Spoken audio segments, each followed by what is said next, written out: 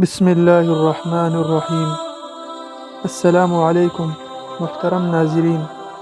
حضرت اسماعیل علیہ السلام حضرت ابراہیم علیہ السلام کے بیٹے تھے۔ جب حضرت اسماعیل علیہ السلام جوان ہو گئے تو اپنی قوم بنو جرہم کی ایک عورت سے نکاح کر لیا۔ جب حضرت ابراہیم علیہ السلام حضرت اسماعیل علیہ السلام سے ملنے کے لیے شام سے آئے ان کے گھر کے اندر، اسماعیل علیہ السلام کو گھر میں نہ پایا تو آپ نے ان کی بیوی سے پوچھا۔ اس نے جواب دیا کہ وہ معاش کی تلاش میں گئے ہیں۔ پھر ان سے معاشی حالت دریافت کیے تو اس نے کہا کہ ہم بڑی تنگی اور سختی سے زندگی گزار رہے ہیں، اور شکایتیں کرنا شروع کر دی۔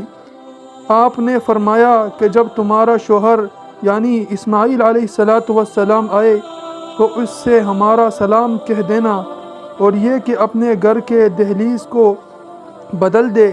جب حضرت اسماعیل علیہ السلام واپس آئے تو ان کو پیغام پہنچا دیا کہ حضرت اسماعیل علیہ السلام ابراہیم علیہ السلام نے یہ فرمایا۔